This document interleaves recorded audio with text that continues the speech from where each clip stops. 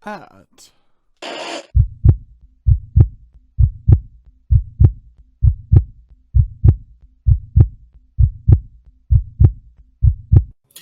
Hey guys, welcome to another episode of Nerd at Heart. This is, I believe, our third episode. As always, I'm Patrick, and this is my buddy Adrian. Hey, Adrian here. How's everybody doing? So again, we've got a couple of topics to discuss from this week. You know what we've seen, some different stuff going on. So, do you want to go on and jump into it? Yeah, so I think what we're going to start with today is, so we've got a few things that we want to talk about with Marvel news. Yes. It's been kind of a slow week. So the first thing we kind of hit on is that there's some rumors that Tom Hiddleston is going to be returning as Loki for at least the Secret Wars and Doomsday. Yes. The Avengers Doomsday. So, which I think we could both say that we're pretty excited about. Oh yeah, big time. I mean, Tom Hiddleston is, he's a great actor. I mean, he's done an amazing job with Loki. If you've gotten a chance, check out Loki seasons 1 and 2 on Disney Plus. Yeah. They're really good. I mean, he's great. He is Loki. I mean, at this point, he is the character. I mean, he kind of brought in his own style to it. I mean, ever since, of course, everybody fell in love with him once he did the original Avengers movie, being the big arch in that one. And I mean, he just brought a sense of class to it, and it's and as time went on, there was a sense of humor to it. And yes, exactly. And despite the fact that yes, he was a villain, there was a sense of humanity to it that people kind of really dug into. Yeah. And then eventually they had no choice but to make him somewhat of a reluctant hero. Yeah, almost an anti-hero to say. Yeah, well, I mean, he had no qualms about, I guess, offing people, but, he really developed a real sense of morality, as time went on, almost kind of like a redemption point, when we get to Endgame, well, actually Infinity Wars. And then you get into the whole Loki series, which really was just kind of, despite the fact that he was who he is, it's much more of a, I don't know, I would even go as far as say like a dramatic piece for him, you know, because the superpowers didn't come into it as much as his character. It was more of character development. A lot of character development in Loki season 1 and season 2.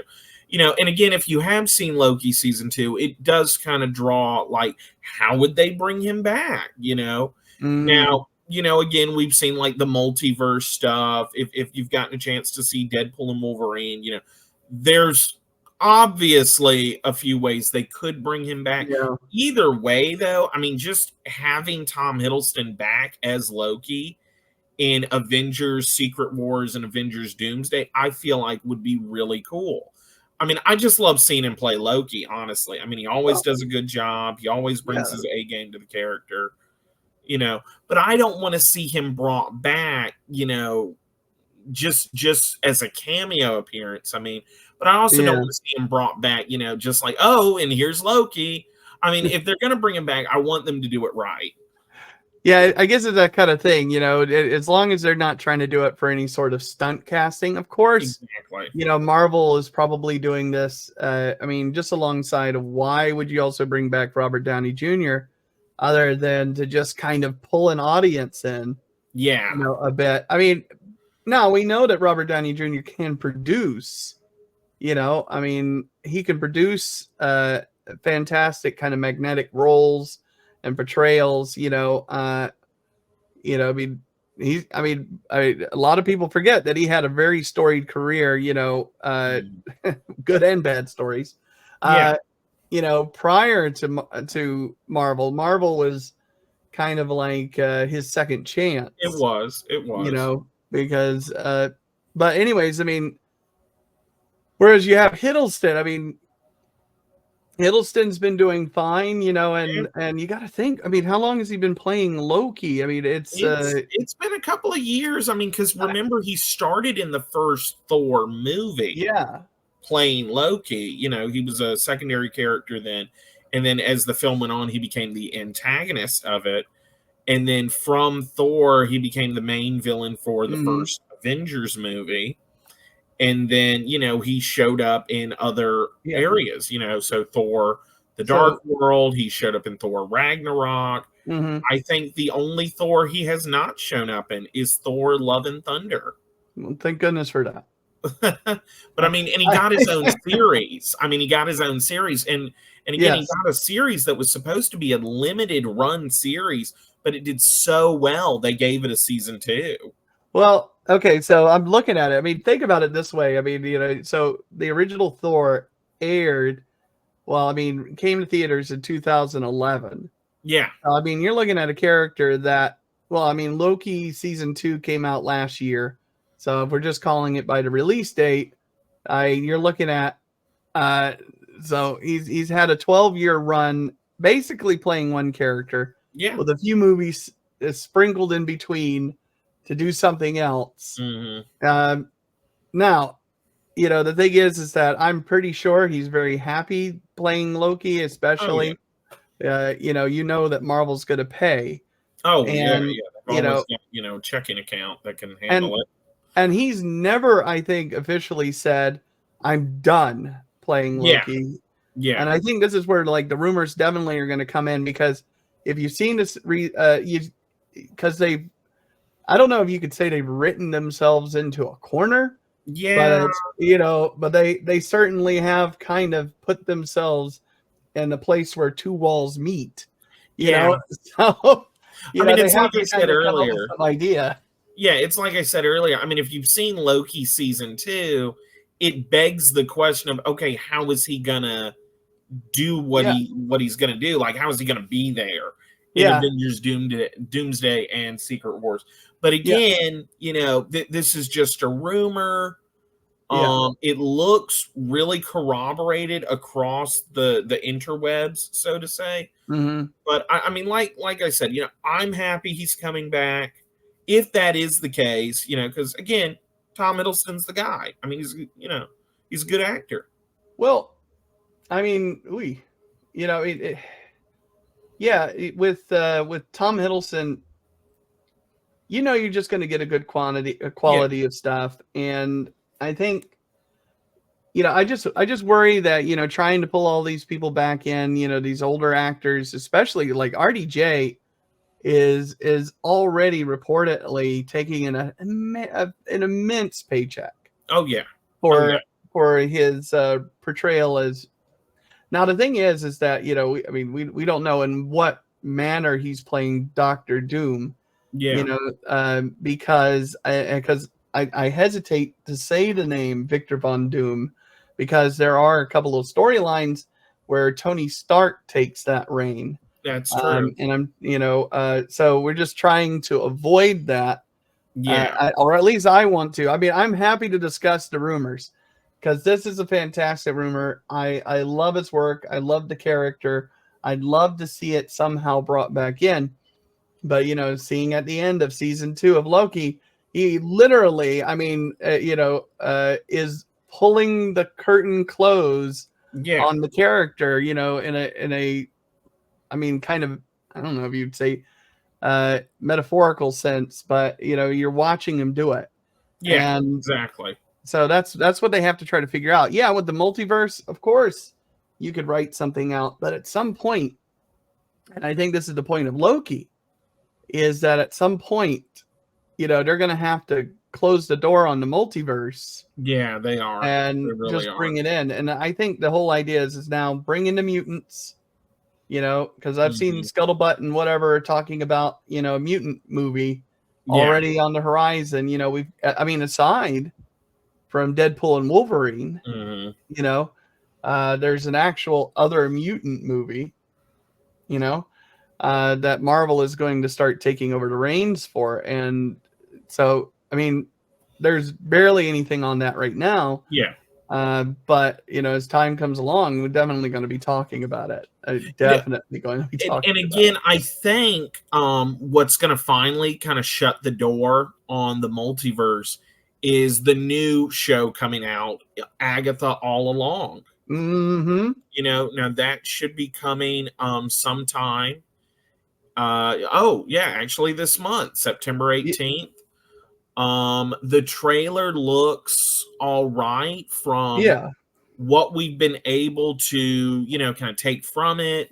Is it's going to be her regaining her powers that were stolen. If you haven't watched WandaVision, that's where all that kind of takes place.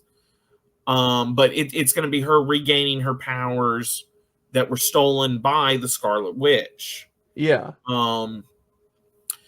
So her, she has to put together a coven of witches and go upon the witches' trail. Yeah. It looks interesting. It definitely doesn't remind me of Marvel, so to say. If they had said, "Oh, this is a Hocus Pocus series," oh no, see, that was where I was going with this. Yeah, I would believe it more. I thought this was, actually I was, as you were sitting here describing it, and I was thinking about the trailer, and in my head, I automatically started going, this is Marvel's take of Hocus Pocus. Yeah. We're going to be going around following some witches. It's going to apparently be, I think it's supposed to be, kind of horror-esque. Yeah. Because it's going to lead into October. It's, it's going to lead into October. It's got an interesting vibe with it here. You're seeing different patterns. You're seeing like you said, horror-esque things. Look at that. Look at that. There you go. It's you don't do that all the time? I do it every night. No, man, my back will pop out. That's how I get the kids to sleep. And like I said, it looks cool. But it doesn't really make me think of Marvel. Well, now, to be fair, Marvel did come out with, I believe it was like 2 years ago, Werewolf. Werewolf by Night. Werewolf by Night. And that didn't necessarily make me think of Marvel. So I think this is them like trying to lean into the, spooky season. They do have Agatha from WandaVision. It would be cool. Oh, how is she going to get her powers back? And this does also go more into the magic that obviously permeates the Marvel universe. Because we already have Doctor Strange and, we all thought, that, oh, maybe there's like the only magic. And then you have the people from Shang-Chi that also believe in magical abilities and whatnot. Well, I'm kind of curious to see where this is going to go because, look, they're creating a whole series. So what's going to be next? Because they don't have a Scarlet Witch anymore, due to Doctor Strange and the Multiverse of Madness. Well, again, for now. For now, I guess. For all intents and purposes, Scarlet Witch could be showing up at the end of this show. Oh my gosh. We don't know. Yeah. With her little fingers that she does. That's her magic. Oh yeah, with the powers, yeah. I tell you, that takes a lot of dexterity. But it's kind of like, well, then what'll be next for because what are they going to do with Wanda? So you got to think about it this way, because that, and then just kind of to bring this up, Wanda is just the one of the characters that's spinning off from the WandaVision movie.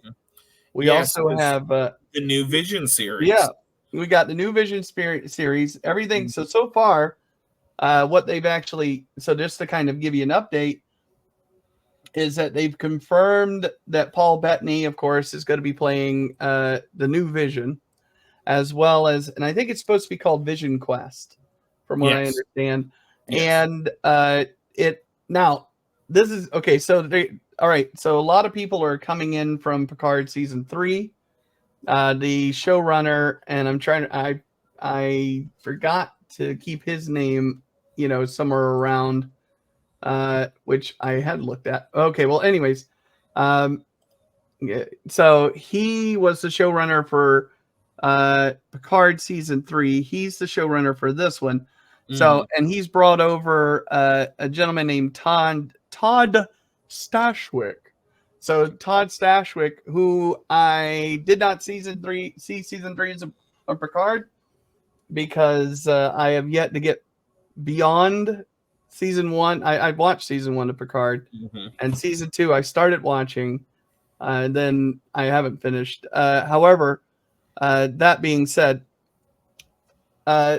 but the big one for me on this New Vision series is that James Spader is coming back as Ultron. Yes, and his Ultron was amazing. I mean, I mean, he really gave the gravitas to that villain. I mean, his voice just he knows what he's doing. I mean, he knows what he's doing as this, egotistical AI that really, I mean, is, I don't want to say inherently evil, but is evil. I mean, they certainly made him to have what the quote unquote daddy issues, because that was the whole thing that I loved about the portrayal of Ultron. That James Spader is a fantastic actor, especially I think in his dotage. I don't know if you call it his dotage, but he's definitely older now. Oh yeah, and because I love the show The Blacklist, his character in The Blacklist was just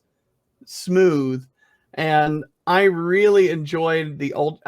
I know it's not the most popular of the Avenger movies, Age of Ultron, but I could watch it for him, and I just loved the way he portrayed it. He kind of came off because it was supposed to be a little Tony Stark-esque, in its mannerisms and stuff like that. And it's just a lot of fun, and I'm really looking forward. It's the same thing when they had when you had the Captain America series, the new one, and they brought back Baron Nemo. And it was just like I dig it. This villain is, he's got that touch of, he's been pushed too far. And then when they brought it in, there came this whole dynamic between him and Bucky. Everybody bounces off of Bucky. It's always like some sort of, it's the same thing with Sam, the character, the Falcon, all they ever did was bicker. And then what happens? They bring in Nemo, all they ever did was bicker, so now I don't think that's going to be the dynamic of Ultron and Vision ultimately.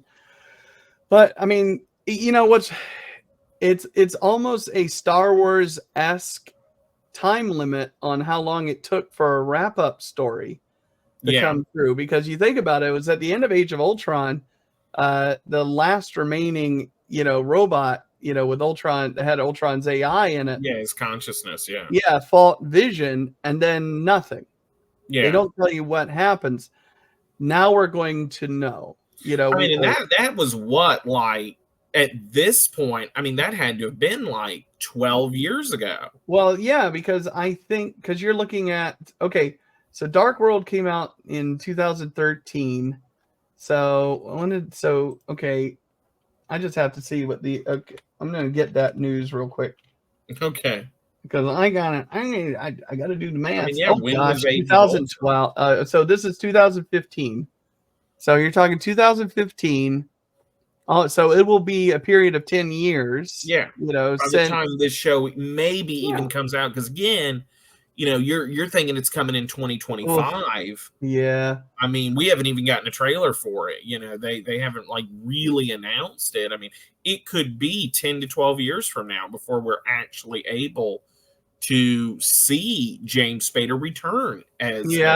Well, because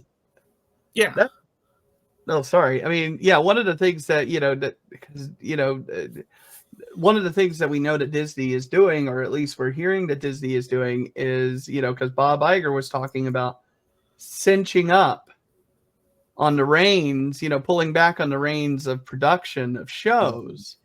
So we're talking about that this show has a showrunner, it has stars, but the thing is that, when is it going to be released? So we know at least it's going to be 2025. It could be as late as 2026. Exactly. But the thing is Marvel doesn't come out with as many shows as say like Star Wars. Well, it's funny you say that because we've also heard that Star Wars will now only be doing one show a year. Like, that's what's been reported. Does this have to do with like the Acolyte's cancellation? I don't think so, like not directly. I think that may have helped with the decision making, but I think that they've been planning this for a while.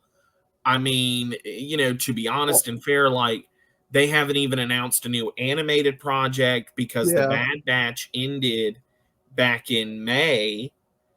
And then, like I believe, the Bad Batch season 3 ended May 1st. Yeah. And then they announced Tales of the Empire, which took place not too long later. Well, but and that was a weekend release, Yeah, that was a weekend release as well. Yeah. Which, I mean, don't get me wrong, both of those shows were amazing, but that's the animated aspect. They still haven't announced anything. I mean, we've had San Diego Comic-Con go by. We've had D23 go by. We still haven't heard anything animation-wise out of Star Wars. And then, I mean, just to, what we have on the chop block right now is we have Skeleton Crew, which we talked about last time, is coming December 3rd. And then we have Andor coming in, the first or second quarter of 2025. That's already in post-production. And then the only things in development right now that we know of is Ahsoka Season 2 and The Mandalorian and Grogu. Other than those two projects right there, we haven't gotten anything. We haven't been told of anything coming. We haven't been alerted to it. And I think that they might actually start doing this with one show a year, one video game a year kind of thing. Well, I mean, we've talked about this off camera, so to speak. Off and on.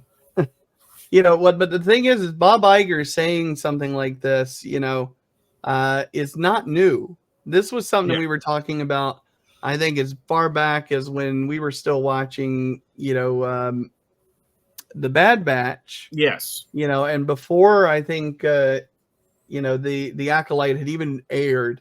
We had already said to ourselves, oh, okay, or heard that he said he's actually going to pull back. Yeah. And I think once the Acolyte came out, it was like, okay. Like I said, I don't think that was the defining factor, but I do think it was evidence as to, okay, we definitely need to pull back on some stuff. Well, there's been such backlash, and I think, not just, Acolyte has really kind of stirred up a whole bunch of stuff that just, if you're just wanting content, then, that's kind of hurt us, because I enjoy the content, but at the same time, I also want it to be, content of merit, content that I want to watch. Yeah. I mean, I just don't need a little, a picture of some dog poop and then go, ta-da, fanfare. No, and then, and then go, great, guys. Thanks again. This is, they obviously. You see, I'm the exact opposite. I'm always in the boat of more Star Wars is good. Yay. Yeah, I'm mostly Which there.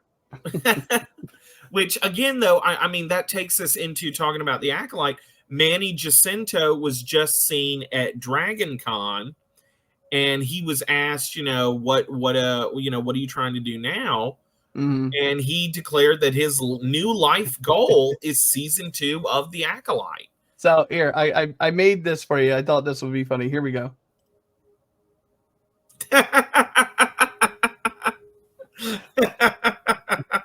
I was just like, here, and then that was good. I mean, don't get me wrong. In all seriousness, The Acolyte had its hurdles. It had its problems, but Manny Jacinto, as the stranger. I'm not trying to spoil anything for anybody, but he was really good. I mean, his acting was good.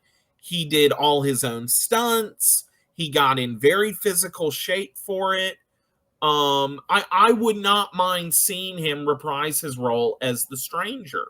Well, and to be fair, I mean, I agree with you that especially with this series, Manny Jacinto was probably the best part. Yes. He was an interesting character, because I know the whole series.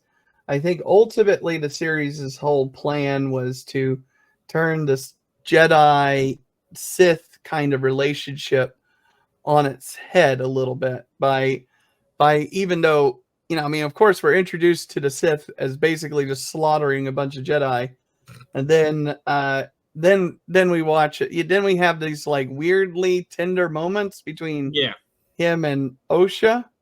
And and then in the end it's kind of like, okay. I mean, I see what he just is all talking about. He just wants to exist. He just wants to be him, and not be told on how or if he can be use the Force, and all of this. He wants the freedom aspect, and and that's definitely, it's a sympathetic cause. Yeah, and then of course, then we wrap up with. And his Sith was very interesting because the only Sith we have seen is, Darth Sidious or Emperor Palpatine, Darth Maul, Count Dooku, and Darth Vader. Yeah. I mean, and they each have something they strive for. Yes. Whether it's usually power, control, or something to those extent. Whereas Manny Jacinto's Sith was just trying to be free. He just wanted the ability to choose. It doesn't really seem like I want to rule the galaxy or I want to take over. Now, again, what we've been told too is the Sith are masters of lying and manipulation. Maybe we just haven't gotten to that part of his Sith philosophy yet. Yeah. But again, I will say what the Acolyte has led to, though, is another, source of contact where apparently Leslie Headland is out. She's out of Lucasfilm, out of Disney, but also that Taika Waititi has also been kind of thrown out the airlock, if you will, from making his Star Wars movie. Now, again, this is just something that we've seen as a rumor, where, something that's just come up. But yes, apparently that Taika Waititi's planned project was scrapped, and Headland's gone too. Now Taika Waititi's been in talks for a couple of years to do something with Star Wars. He's talked about it a few times. It hasn't really taken off past being talked about. But if this is true and his project got scrapped before it could even run, I mean, with Bob Iger cutting back on stuff, and Star Wars is getting a bad habit of talking about projects that never even see the light of day at this point. I really wish Disney, I'm not saying they take over Lucasfilm fully, but I really wish Disney would tell Lucasfilm, okay, please only, discuss things or talk about things that have not only been green lighted, but you've got something done with it. At least a bare bones outline. The other thing is that, I mean, you know, because Disney also doesn't, you know, so yes, you're right. I mean, Disney, I mean, because we know that there's also the Ray project, you know, that's still out there, that's that they're kind of not talking about right now as much. You know, and the Taika Waititi thing. But the thing that drives me nuts also is that Star Wars, especially in the last few years, has gotten in the habit of just, you know, making a spill and then just walking away from it, pretending that nothing happened. That's true. That's like true. A little kid worried that his mom's going to get fussy at him. Yeah. So what they do is they go, okay, well, we're going to cancel the Acolyte, but we're not going to tell everybody. We're just going to kind of go, they'll figure it out. Yeah, exactly. You know, who canceled the Acolyte? Yeah. You know, and you know, and it's like they're kind of just walking away from it when at the same time, I mean, if you're making projects like this and you've released it and it's it technically falls into Star Wars canon. Well, because you know, I mean, technically, for all intents and purposes, just as Star Wars Outlaws came out and the Acolyte came out, they are both canon in their respective time periods. Yeah.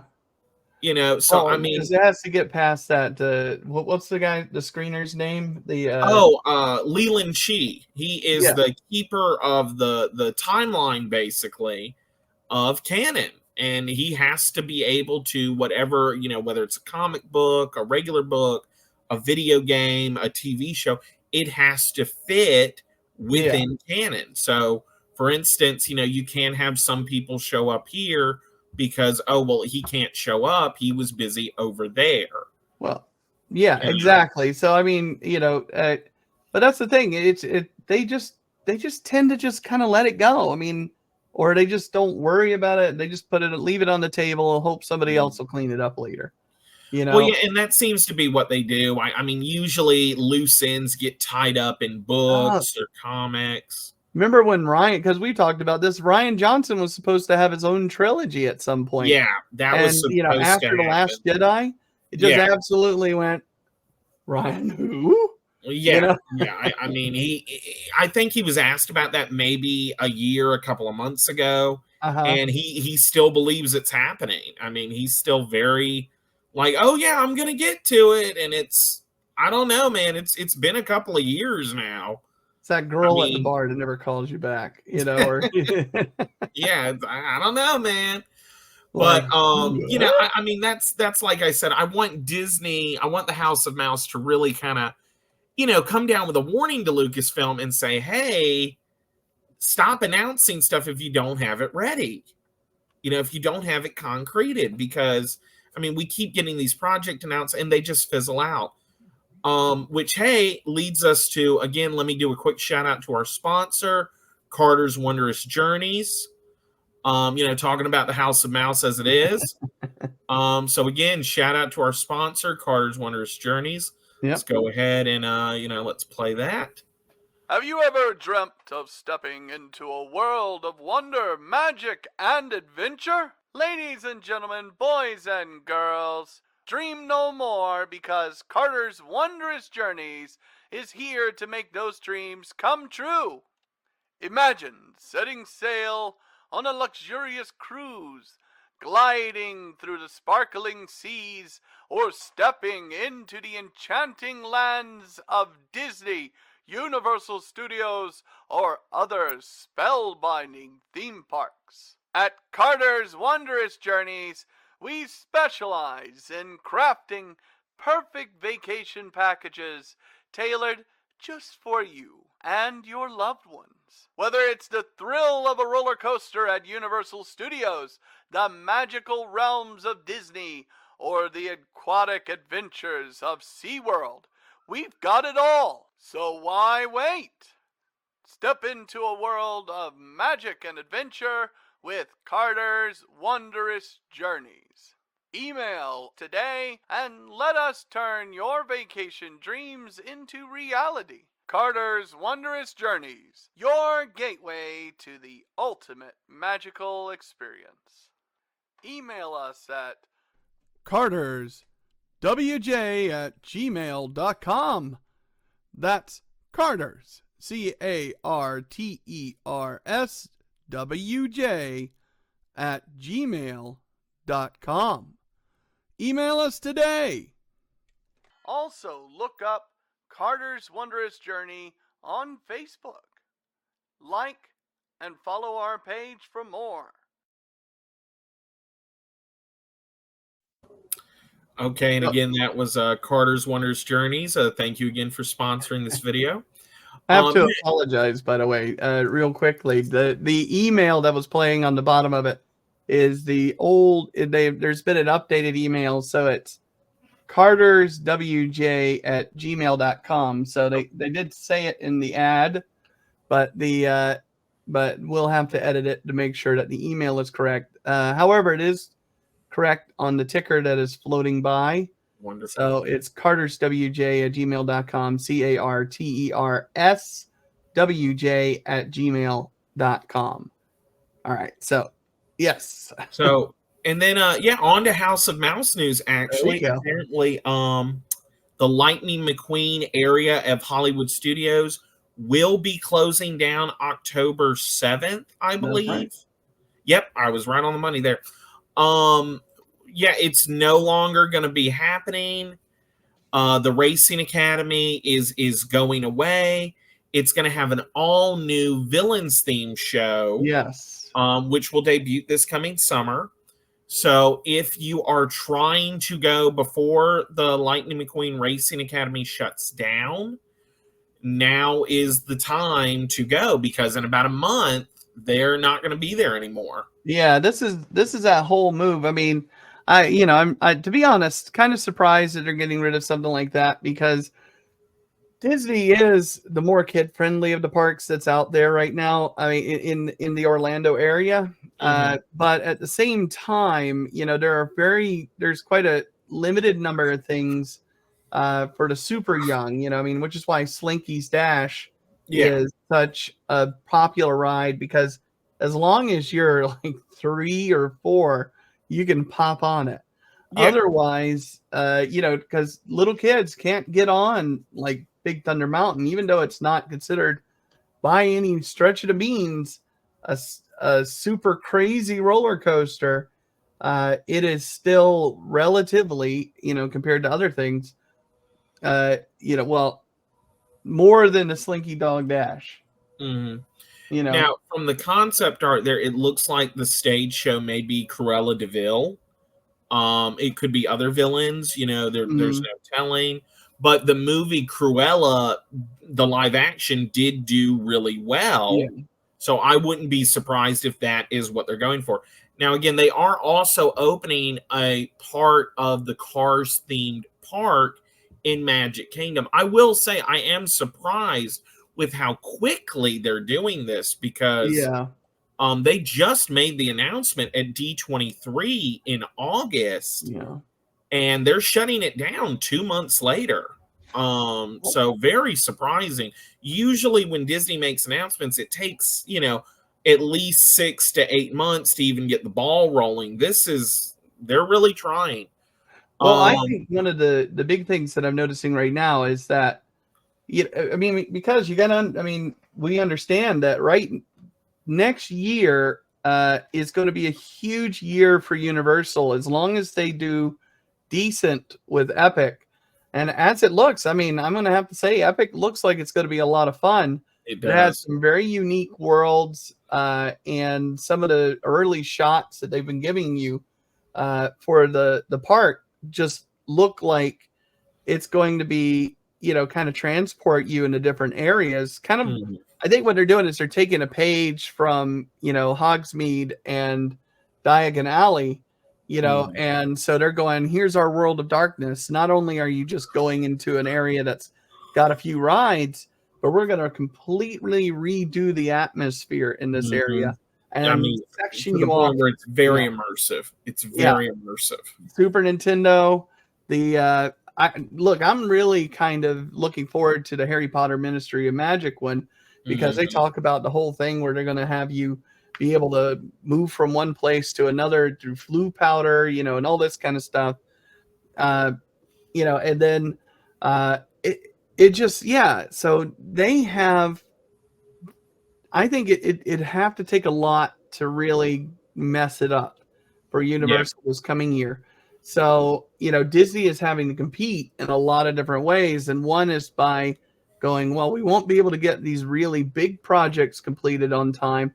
So what we need to do is we need to focus on these smaller ones to at least make whatever we have a little bit more unique, during this time. So, maybe rides that don't pull in tons of people. Like, I don't think Lightning McQueen's Racing Academy was doing, fantastically well, if we're talking about. No, I mean, I'll be fair. And all the times I've even been to Disney, the little area that it's by with the rock and roller coaster, I go on the rock and roller coaster and then I leave. Yeah. And I go to like the Tower of Terror. I go back to the Hollywood Boulevard. I mean, I'm not going to Lightning McQueen's Racing Academy. I'm sorry, but I never saw the draw. I never was like, oh, I gotta go. Well, it's kind of a shame, because I think for me, at least, is because like my kids love. Well, my son used to love Lightning McQueen. I mean, he's older. That was when he was 4 and 5. Now he's 9. Next month, and he's not so much into it, but he.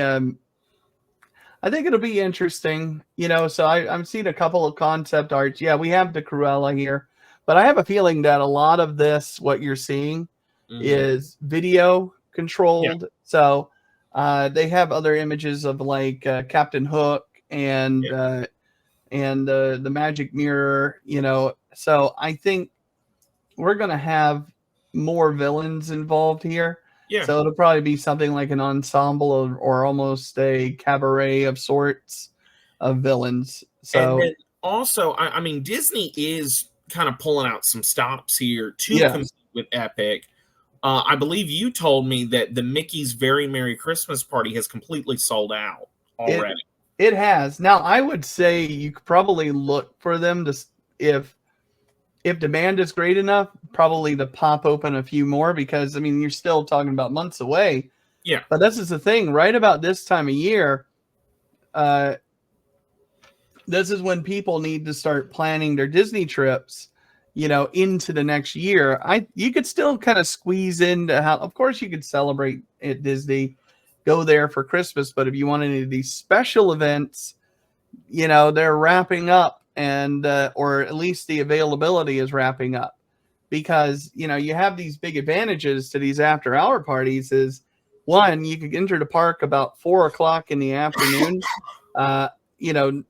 Now, granted, the heat is less at that time during Florida, but it's still sunny, and it still could get warm. So you get there about 4, and then you still get to see the whatever spectacular that you can at the time, and then you could see the show. Then everybody vacates the park, and you and a relatively smaller crowd.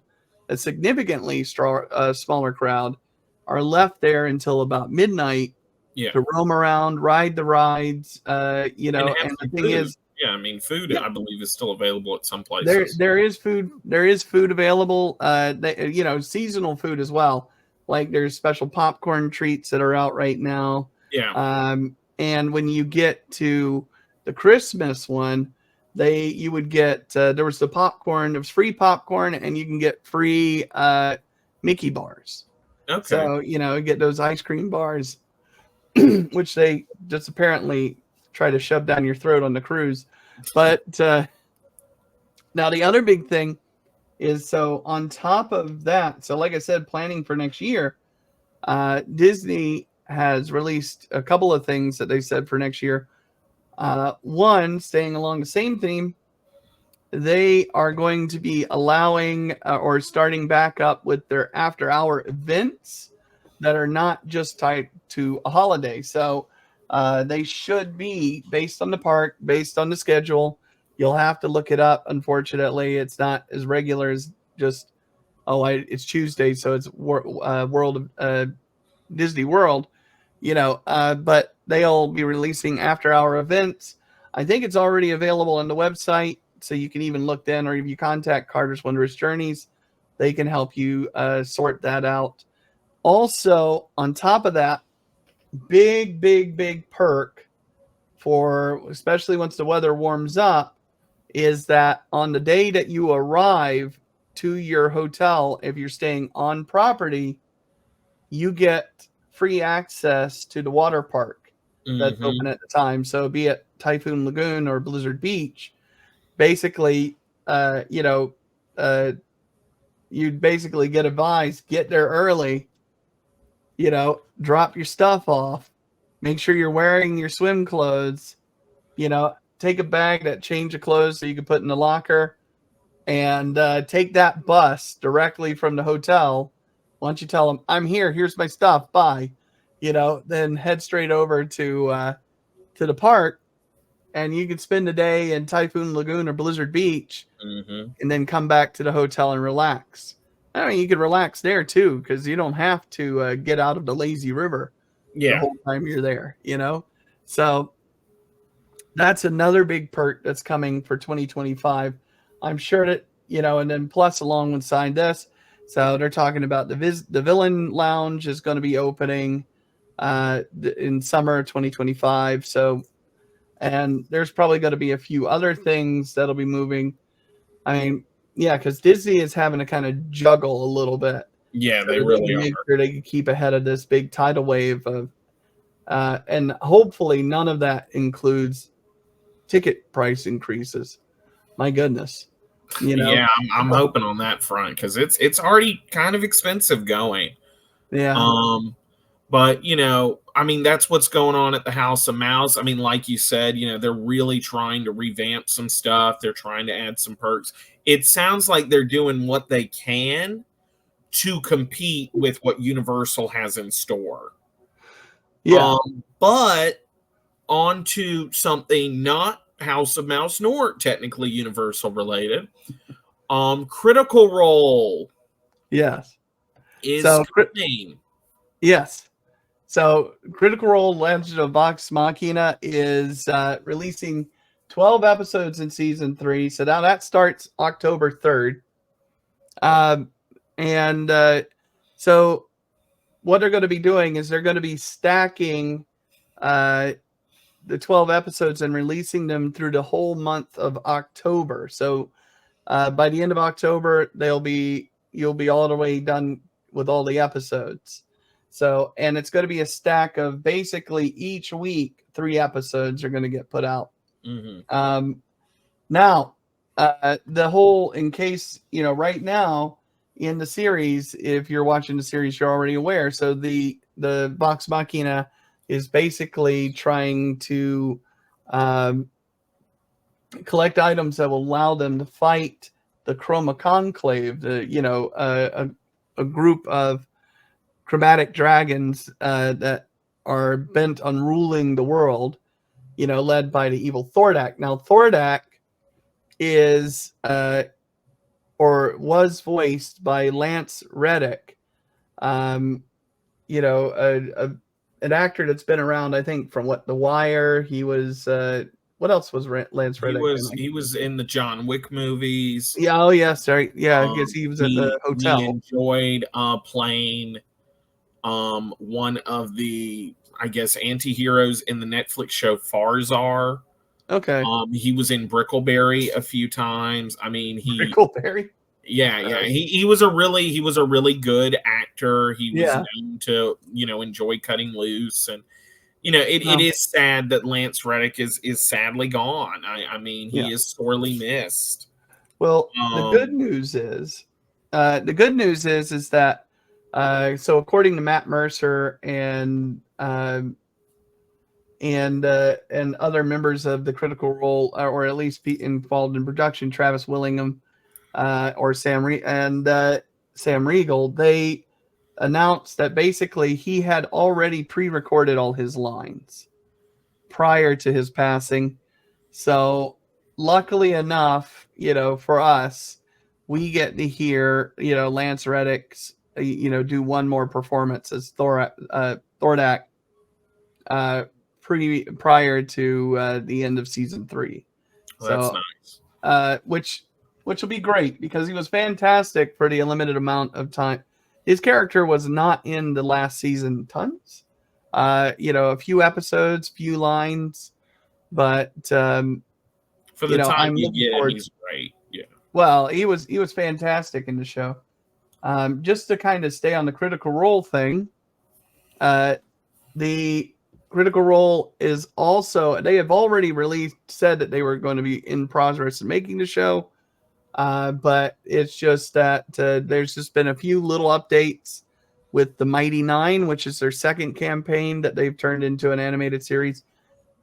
Mighty Nine is in production. You can actually find some animatics that are out there right now, where you can hear Travis Willingham as Ford and his wife as Jester. I have to try to remember. I should know her name, but it's been a while since I've actually kept up with the show. Mm-hmm. But I mean, so there's already some content out there, so that you can see where they're going with this. They said there's going to be some changes, and if you know the series, the scene that they show is right before they meet up with everybody else and where they meet initially. So, anyways, that's basically everything that there is for the Mighty Nine. They don't have a release date for the Mighty Nine yet. It's TBD. But I think we are looking at least until next year. But there is talk of trying to do a little bit more of a wrap up of Vox Machina. But Vox Machina, if you guys are aware, has a bit more to go. So I think they're going to be running the two series concurrently. I mean, with each other, and yeah. So okay, that's about it. But yeah, on the bright side, though, so try to get up a little good news, and try to talk a little bit more about. Patrick's definitely Star Wars. Like I said, I'm not a slouch with Star Wars. But, by no means whatsoever, but I'm definitely not the font of knowledge that he is. However, I am much more of a trekker. And as of Sunday, it is Star Trek Day. So, just celebrate Star Trek Day by remembering. So, because it's September 8th, 1966, that's when the show aired. And we got our first taste of the Enterprise and its 5-year mission with the Glass Menagerie, when we still had just Christopher Pike in the first episode as the captain. So,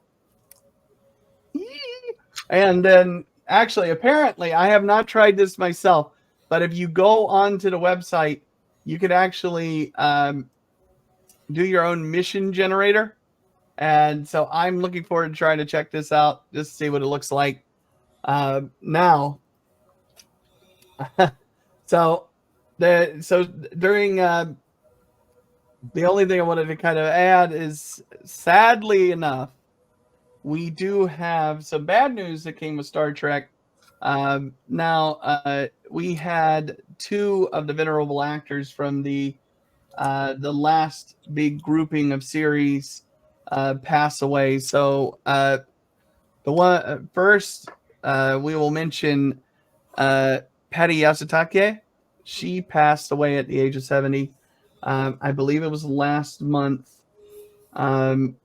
Very sad to hear. Now, she played Nurse Ogawa in TNG, for anybody that kind of remembers the series. So she basically was Beverly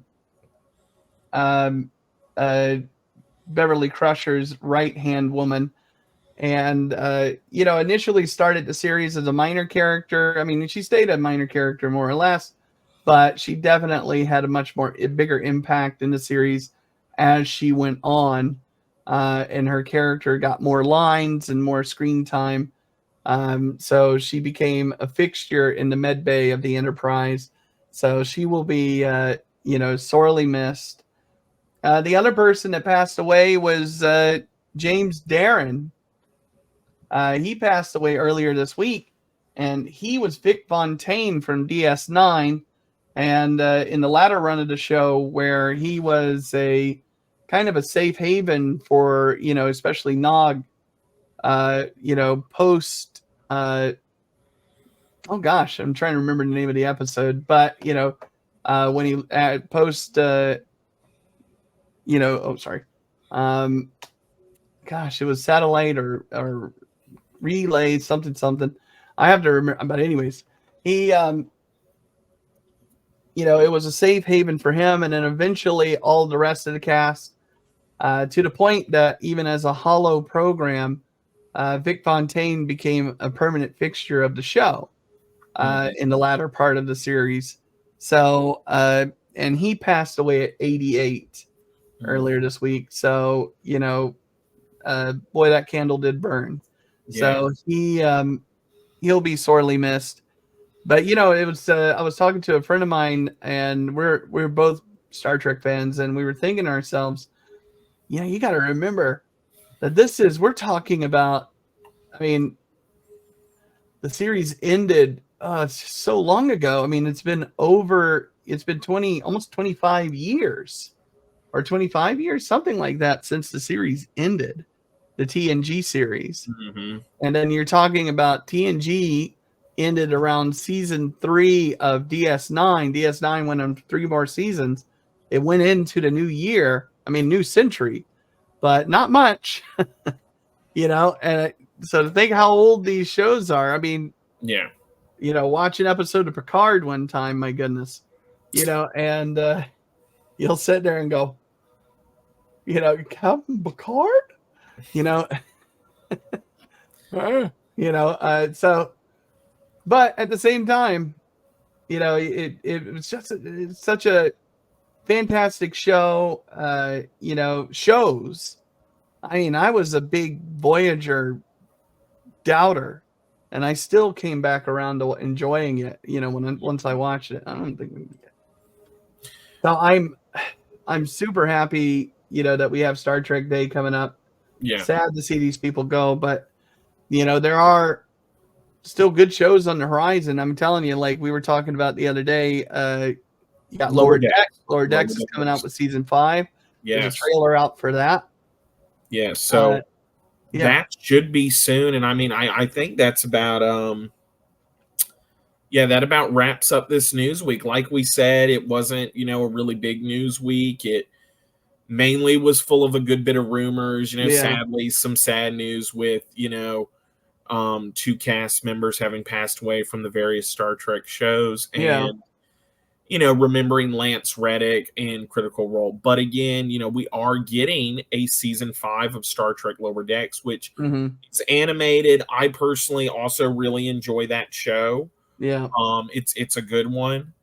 And Strange New World, that's also, that's a really good series. I think